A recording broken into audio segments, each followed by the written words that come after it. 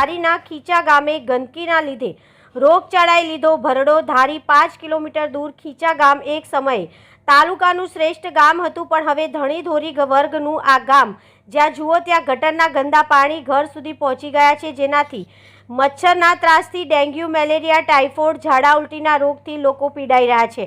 ગ્રામ્ય પંચાયતને વારંવાર રજૂઆત કરી છે, પણ પ્રશ્ન ત્યાંનો ત્યાં જ છે, તો તંત્ર આમાં દવા છંટકાવ કે ગટરની અંદર ગ્રાઉન્ડ કરે એવું ગ્રામજનો દ્વારા ઈચ્છી રહ્યા છે। રિપોર્ટર સંજય વાડા, ધારી।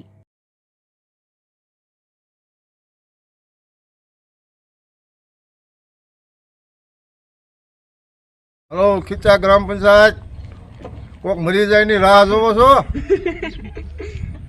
ગટરનું પાણી હવે ઘરમાં રસોડામાં ઘરે છે। મચ્છર, ટાઇફોઇડ, ડેન્ગ્યુ, મેલેરિયા આખા પરામાં વ્યાપી ગયો છે। મૃત્યુ પામે એની રાહ જોવો છો? ગ્રામ પંચાયત ધ્યાન આપતી નથી। સરપંચ અમારે કોઈ છે નહીં, તો અમારે કરવું હું?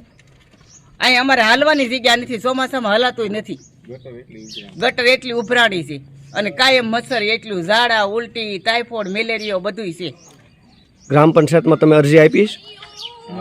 હા, ગ્રામ પંચાયતમાં અમે અરજી આપી છે, કોઈ ધ્યાન દેતું નથી, કોઈ જોવાય નથી આવતું। 1 વર્ષ દિવસથી અમારે થાંભલે ગલોપે નથી, કાંઈ નથી।